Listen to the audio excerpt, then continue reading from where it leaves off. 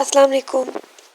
Last video में मैं post back बहुत ज़्यादा कर रही थी और इस वीडियो में से जो हमारा टॉपिक है वो है ये पोस्ट बैक और कॉल बैक।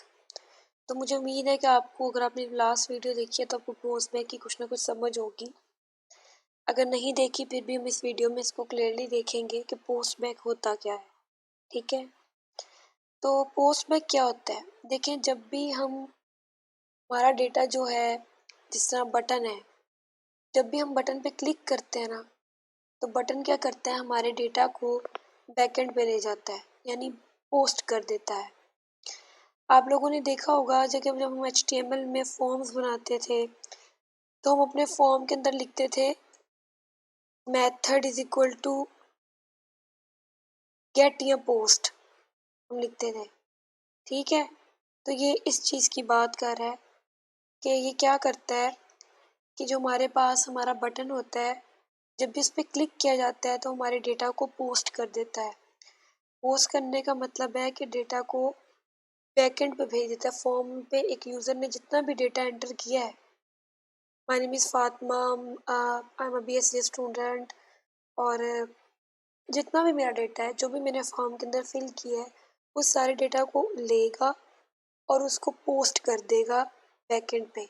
जिस तरह हम करवा कहते हैं ना कि हमने पोस्ट करवा दी है। ठीक है, ये हमारे डाक खाने होते हैं, तो ये वही वाला हिसाब है कि जब भी बटन पे क्लिक किया जाता है तो बटन क्या करता है, डेटा को लेता है और डेटा को पोस्ट कर देता है।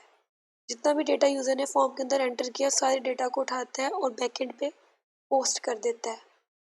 अब क्या होता है, जब बैकएंड पे डेटा जाता है तो बैकएंड क्या करता है, उस डेटा में चेंजिंग्स करता है, जैसा कि हमने भी पिछली वीडियोस में किया, और उस डेटा को डेटाबेस में स्टोर भी करवाता है। और डेटाबेस में स्टोर करवाने वाला काम हम अपने आगे वाली वीडियोस में करेंगे। ठीक है, तो बैकएंड पे जब ये सारे काम हो के वापस आता है ना, तो उसे हम कहते हैं बैक, कि वो वापस आ गया।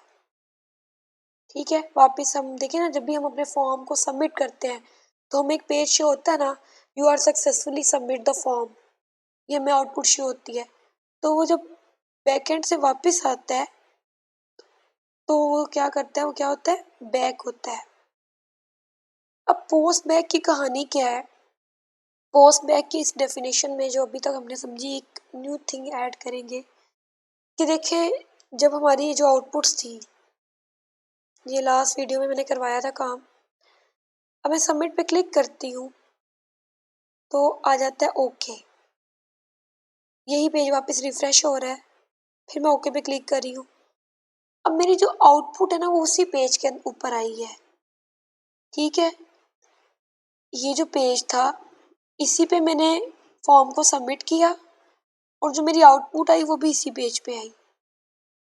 जो लोग वेब डेवलपमेंट करते हैं, लेकिन आप वेबसाइट्स को यूज़ भी करते हैं, तो आपको पता होता है कि फॉर्म को जब हम फिल करते हैं तो एक नया पेज हमारे सामने आ जाता है, जिस पर लिखा होता है सक्सेसफुली एडिड, या सक्सेसफुली एडिड योर इन्फॉर्मेशन, या सक्सेसफुली फिल द फॉर्म। एक नया पेज आ जाता है हमारे आगे। लेकिन इस केस में क्या हो रहा है, हम वापस उसी पेज पे आ रहे हैं जिस पेज पे हमने अपने फॉर्म को सबमिट किया था। तो अगर हम इस केस को पोस्ट बैक कहते हैं। Post back occurs when a request is sent from the client to the server for the same page as the one the user is currently viewing. Post back ये होता है कि आप data को submit करते हो और फिर आपके पास वापस वही पेज आता है जिस पेज पर आप पहले थे, तो हम इसे कहते हैं पोस्ट बैक। आपको तो इस पूरे अमल को पोस्ट बैक कहते हैं। यहाँ पे लिखा हुआ ना, user request for the same page. देखिए, जब हम सबमिट पे क्लिक कर रही हूँ, अब मैं रिक्वेस्ट कर रही हूँ कि जी मुझे दिखाया जाए your form is successfully added. ये मेरी एक रिक्वेस्ट है, मैं चाहती हूँ कि मुझे ये दिखाया जाए। जब हम अपनी दूसरी वेबसाइट्स के ऊपर फॉर्म फिल करते हैं तो ये हमारी डिज़ायर होती है कि हमें सक्सेसफुली एडिट दिखाया जाए, ताकि हमें पता चल जाए कि हमने फॉर्म सही फिल किया या नहीं। ठीक है, ये हमारी डिज़ायर होती है। लेकिन यहाँ पर कह रहे हैं कि यूज़र की जो डिज़ायर है ना, वो सेम पेज की है, कि जिस पेज पे उसने डेटा को पोस्ट किया था, यानी इस पेज के ऊपर उसने फॉर्म को फिल किया था, और वो कह रहा है कि मुझे वापस यही पेज दिखा दो। डेटा को पोस्ट करने के बाद मुझे वापस यही पेज दिखा दो, मुझे ना दिखाओ कि your data is successfully enter, मुझे ये नहीं देखना, मुझे वापस यही फॉर्म दिखा दो। इस चीज को कहते हैं पोस्ट बैक। बहरहाल आगे आप डेफिनेशन पढ़ना, आपको क्लियर हो जाएगा। पोस्ट बैक है कि जब मेरे ख्याल से मुझे दोबारा नहीं बताना चाहिए, अब आपको क्लियर हो चुका होगा। कॉल बैक पे आते हैं। कॉल बैक क्या होता है? कॉल बैक कहते हैं सारा पोस्ट वाला व बैक वाला काम है कि जी यूजर कह रहा है कि जब मैंने फॉर्म फिल किया ना तो मुझे वो वापस फॉर्म वाला ही पेज दिखाओ, मुझे ना सक्सेसफुली इंफॉर्मेशन एडिट वाला पेज ना दिखाओ, मुझे वापस वही फॉर्म दिखाओ। बेशक मैंने वो सक्सेसफुली एडिट कर लिया, मुझे वापस दिखाओ, मैं उस फॉर्म को ही देखना चाहता हूँ। पोस्ट बैक वाली सारी कहानी पोस्ट बैक वाली है। नई चीज क्या है? नई चीज क्या है कि बजाय कि पूरा पेज लोड हो, ये देखें, बजाय कि पूरा पेज लोड हो, सिर्फ जो हिस्सा चेंज हुआ है ना वो रिफ्रेश हो जाए, वो चेंज हो जाए। यानी ये सारा वैसे का वैसा रहे, सारा फॉर्म वैसे का वैसा रहे, बस नीचे एक लाइन आ जाए सक्सेसफुली एडिट। यानी जो हिस्सा चेंज हुआ है बस वो रिफ्रेश हो जाए, बाकी पूरा पेज रिफ्रेश ना हो। इस तरह ना चले जैसा हम ये देखें ये हो रहा है ना ओके, और ये पूरा ऐसे चल के हमारे पास आउटपुट आ रही है, ऐसा ना हो। बस यहाँ पे जो या कहीं पे भी जो चेंजिंग होनी चाहिए ना बस वो चेंजिंग हो जाए, हमारे पास पूरा पेज रिफ्रेश ना हो। यानी जो भी कोड एग्जीक्यूट होना है सिर्फ वो एग्जीक्यूट हो, पूरा पेज एग्जीक्यूट ना हो। तो ये थी कॉल बैक और पोस्ट बैक का डिफरेंस और इनकी कहानी, इंपॉर्टेंट कॉन्सेप्ट्स हैं पेपर पॉइंट ऑफ व्यू से भी। आप पढ़ सकते हैं। Call back occur when a request is sent from the client to the server for which the page is not refreshed। Page refresh नहीं होता। Only a part of it is updated without any flickering occur on the browser।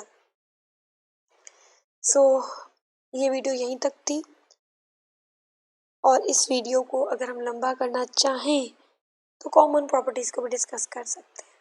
कैसे? मुझे लगा था कि इन्हें discuss करने की ज़रूरत नहीं, लेकिन मेरे हाल से हमें डिस्कस कर लेना चाहिए इन्हें। एक्सेस की, इसमें था ऑल्ट प्लस की। अच्छा ये सिंपल है कि यहाँ पर मेरी ये जो इनपुट है ना इसके ऊपर मैं एक्सेस की लगा देती हूँ। एक्सेस की लगा दी मैंने, ओ लिखवा दी।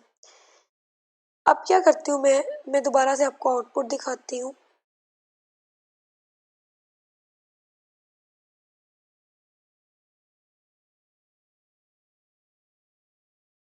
ये देखें अब क्या होगा, ये इसके ऊपर मैंने लगाया है ओ, एक्सेस की मैंने ओ लगाई है। और कहते हैं कि एक्सेस की लगाने से पता क्या होता है कि जब भी मैं एक्सेस की लगाऊंगी ना, जब भी मैं एक्सेस की लगाऊंगी तो ये जो इस तरह ये इस पर फोकस आ जाता है ना वो आ जाएगा।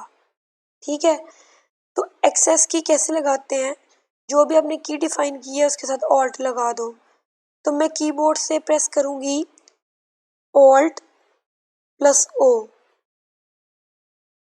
ये हो नहीं रहा, एक मिनट ऐसे करते हैं, फिर ऐसे ऑल्ट प्लस ओ। ये ले देखिए ये इसने खुद इसको हाईलाइट कर दिया। ठीक है, ये वाला काम कर दिया कि बॉर्डर हाईलाइट हो गया, ऑल्ट प्लस ओ। ठीक है, तो ये होता है एक्सेस की। जब यूजर इसकी, अच्छा एट्रीब्यूट्स हमने ऐड करके देखे हैं। वैल्यू एट्रीब्यूट देखा हमने, इनर टेक्स्ट देखा, इनर HTML देखा। इसके अलावा जो सिलेक्ट का टैग होता है ना आप वो भी लगा के देख सकते हैं, उसमें चेक्ड की प्रॉपर्टी होती है। ठीक है, इसमें बहुत से हमने फॉर्म के अंदर जितने भी पढ़े हैं आप सबको लगा के देख सकते हैं। आपके माइंड में क्वेश्चंस भी राइज होंगे, लेकिन वो जो क्वेश्चंस होंगे ना वो आगे वेब सर्वर कंट्रोल्स जो हम आगे पढ़ेंगे उनमें सॉल्व हो जाएंगे। और इस तरह बहुत से एट्रीब्यूट्स होते थे हमारे पास। प्लेस होल्डर का एट्रीब्यूट होता था, तो चेक्ड का एट्रीब्यूट होता था, तो वो सारे एट्रीब्यूट आप लगा के चेक कर सकते हो। डिसेबल और विजिबल के एट्रीब्यूट को यहाँ पे जो है ना वो मेनली बताया गया, मैं इन्हें लगा के दिखाती हूँ। यहाँ पे txt1, सॉरी टू से, ये जो सारी प्रॉपर्टीज है ना इनके नीचे एक प्रॉपर्टी लगा रही हूँ। मैं लिख रही हूँ txt1 जो है ना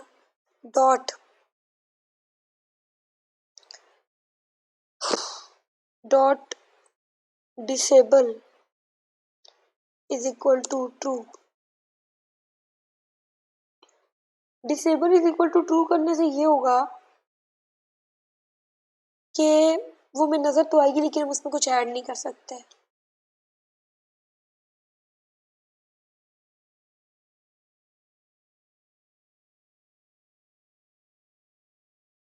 ये देखिए हमें नज़र तो आ रही है लेकिन मैं इसके अंदर अपना डेटा एंटर नहीं कर सकती। ठीक है, तो कुछ फील्ड्स को जो वेबसाइट्स हैं वो कुछ किसी पर्टिकुलर टाइम के अंदर डिसेबल कर देती हैं कि इस टाइम के अंदर आप इन फील्ड्स को फिल नहीं कर सकते। तब ऐसे केसेस में ये यूज़ होती है कि देखिए मैं कंटेंट ऐड नहीं कर सकती, ना इसमें से कुछ रिमूव कर सकती हूँ। इसी तरह एक होता है हमारे पास visible is equal to true of, ये बड़ा रोल है। txt1 dot visible is equal to visible is equal to true लिखेंगे ना, by default visible is equal to true होता है, तो हमें वो हमारा जो इनपुट बॉक्स है वो नज़र आ रहा होता है। बट अगर visible is equal to false लिख दूँ तो इससे ये होगा कि वो नज़र ही नहीं आएगी। और आप लोग कहेंगे पहले आपने disable is equal to true लिखा, अब आप visible is equal to false लिख रही हैं। तो आप लोगों को इतना तो पता होगा कि जैसे जैसे हम प्रॉपर्टीज लिखते रहते हैं तो वो ओवरराइट होती रहती हैं। जब ये प्रॉपर्टी आई तो उसने डिसेबल कर दिया, लेकिन नीचे लिखा कि इसने visible is equal to false लिखा हुआ है, तो इसको छोड़ेगा और इसको अप्लाई कर देगा। फिर भी मैं इसको कमेंट में लिख देती हूँ, आप कमेंट में ना भी करके देखना, इसको ये visible is equal to false वाला ही चलेगा, क्योंकि वो जो मैं न्यू प्रॉपर्टी जो नीचे नीचे जाता है ना, तो हमारी प्रॉपर्टीज अगर ओवरराइट हो रही हैं तो वो नीचे वाली को ज़्यादा प्रेफर करता है। इसकी इसकी प्रायोरिटी ज़्यादा है, जो नीचे होती है उसकी प्रायोरिटी ज़्यादा होती है। अच्छा, इसको रन करते हैं।